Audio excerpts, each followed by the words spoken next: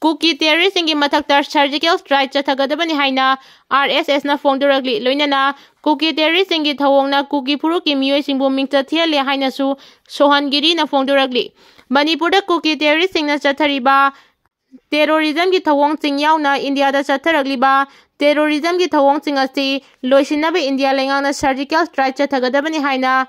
RSS na mari lainaba lengang singi puning chingsinkhre ngarang press club ta pangthokpa pawgi mifamda RSS ki national president Sohangiri nahai Manipur da terrorist singi thabak chathariba Kuki terrorist singi mathakta chapchaba thabak paikhatpiyu India lengang na leibak sida terrorism ki thawong chata halaktanaba mangjawnana mathau taba thabak sing paikhalamlabadi handak Pahalgam da laibak thiba thaudok adu thoklamdabasu yai haiki mahakna makhata na hai terrorism haibasi liningi wanate lengang achetwa phirep amaga loinana surgical strike na singba chathaba mathau tai Islam liningi mingda leiriba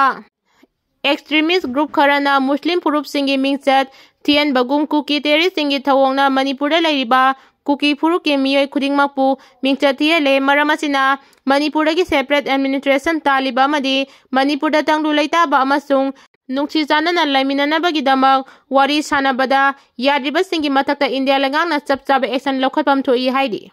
Maitai Puruki miyoi sing masabu ngakthok janaba khulai pairami adubu khulai sing adu governor na surrender tawraknaba appeal tawbaga loinana authority da sinakiba asi thaganingai ni adubu Jingi mafam chingda afaba makhalgi khusugulai sing masing thingamdana ngasisu adumak pairaga leiri masina irang thoknabagi masak ama oibada natana waroisan ama purakpada awaba oigani haiki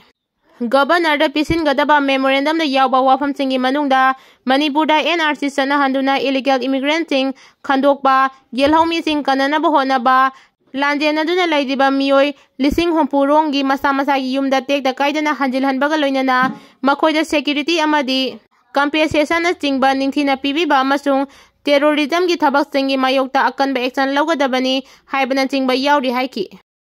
Khanaba khamba changluba nupi Nongmeina Panle ngarang numidang pung 10:15 rom tarakpada naurem thong laisram laikai da yum thangnana laiminaba yum anigi miyoi ani marai yenarakpadagi khuthokna khanarakpada khamdokpa changlubani haiba salam ongbi nalini leima sahi hompu mathoi mapuroiba es lukoi kaubi nupi ama ningjolda nongmai maruna panduna sokle hairi marai yenaba sida mahaki masanupa Robertson sahi 15 amasung G Bisarup sahi Nimpu mga kauba miyoi ani yauki mahakna khanaba khamdoknaba changlubani adubu Nongmeina panduna sokpadagi Bisarupsu laikagi miyoi singna phubadagi soktuna rimta pukhatuna layengki hairi duga Robertson amasung nalinina Rajmedi city da laikanaki hairi Thaudok asigi matangda Lamphel police na case ama register tawduna laukalaga investigation chataba haukhre nalini da paliba nongmai maru asibu kablakpa oirangani chingnaba pistol amasu police na recover tawre hairi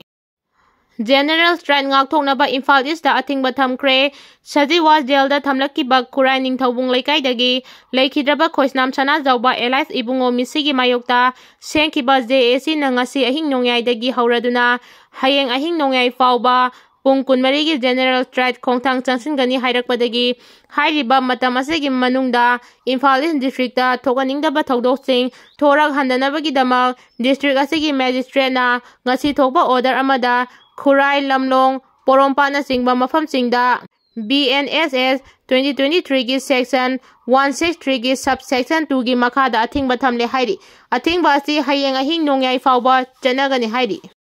12 exam ngasi haidoklagani Council of Higher Secondary Education Manipur ko semna loba chahi asigi Higher Secondary Exam 2025 ki result ngasi haidoklagani hairi Hiram asigi matangda council gi official chingdagi fangba yamna thajaningai oiba paw amagi matungina state asidagi mapan lamda mahai tamba chatkadaba mahairoi chingna haukiba chahi chingda exam thengna haidorakpana maram oiraga admission tawbada thengbana khudongchadaba kaya adugi yenglaga kosemna exam result asi nganna haidoknaba thaurang tawrakpani hairi